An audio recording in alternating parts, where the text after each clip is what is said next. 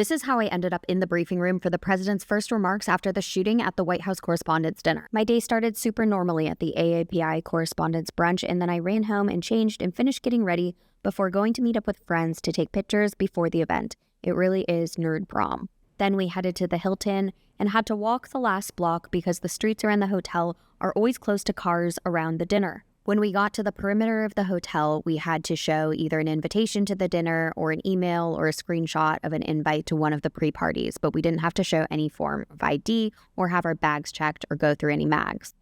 Inside the hotel, outlets hold various pre-parties for the event. These are invite only, and it's a mix of journalists and flacks and politicians and elected officials and an occasional celebrity. I went to 2. My name was checked at the door, but again, you didn't have to go through any further security to get into these. Everyone takes a bunch of pictures and gets some drinks before heading into the dinner or going to whatever other event you're going to, which in my case this year was the Substack event for new media. Here, my ID was checked, and I did go through a metal detector, and I got into the party at exactly 8:30.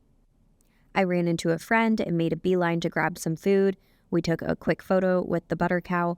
All of that took less than 5 minutes, during which time I was not looking at my phone. Then I rounded the corner and went to say hi to Aaron Parnas, who actually broke the news to me by recording in real life one of his breaking news videos that something was awry at the dinner.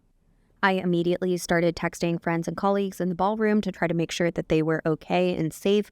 Soon after, the Substack CEO announced what had happened to attendees and said that because of Secret Service in the party's location right across the street from the White House, we were on lockdown and not allowed in or out. More reporters sprung into action, while some creators found quiet corners to record videos and update their followers. Well, a lot of others just kind of proceeded partying as normal, which kind of created an odd dissonance in the room. Then President Trump announced that he would be having a press conference in the briefing room in 30 minutes, and I realized that I was the Post reporter with a hard pass closest to the White House because everyone else had been at the dinner. In a particularly odd moment, I had to negotiate with a bunch of party staffers who were dressed as cowboys to get them to let me down to the bottom of the stairs at the entrance, from where we could see Vice President Vance's motorcade return to the White House, as well as other members of the cabinet.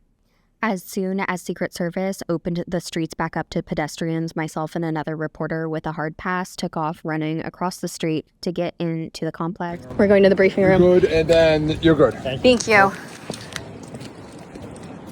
This entire time, I was freaking out because I couldn't remember what my PIN was, which you need to get into the White House, as well as your hard pass. And thankfully, I remembered it when we got there, but was worried about that. We ended up getting to the gates right as the pool vans pulled inside, which are the reporters who are traveling with the president, and we were the first in after them. As I got to the gate, there were a bunch of reporters appearing from different sides of the building, all running to the same entrance and through security now that the streets were finally open. Just got to the White House. Closest Post reporter here with a hard pass, and we are running over from our party, and I don't even have my shoes on yet because that is the situation we are operating in.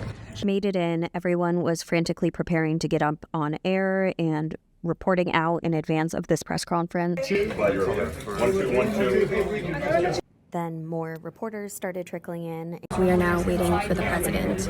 One of my colleagues who covers the White House arrived, so I gave her the Post seat and moved back right before Trump and members of the cabinet arrived. Well, thank you very much. That was very unexpected, but incredibly acted upon by Secret Service and law enforcement. In addition to all of the cabinet officials and vice president, the First Lady was also in the press briefing room, which is very unusual. Trump then took questions. I wasn't called on, but tried to get one in. Then it was over, and I checked in with some friends who had been at the dinner and then made it to the White House to see how they were doing. Leaving the White House after a very unexpected evening. Had to trek out of the perimeter to get an Uber, and then went to one of the after parties for the evening, hosted by MS Now. Very weird vibes. I was very curious to see what the scene would be like and was planning to meet some friends there to debrief. This was definitely not your normal correspondence weekend after parties. It was very weird vibes, although the event staff was wonderful and they were clearly doing their best to make sure everyone had a good time. The same was true at the Swiss ambassador's residence for the annual Time after party, which is normally packed and overflowing with a huge line, but this year was relatively empty. I was exhausted, so left and went home around 3 a.m. All in all, a crazy weekend and a reminder that no 2 days are ever the same as a reporter.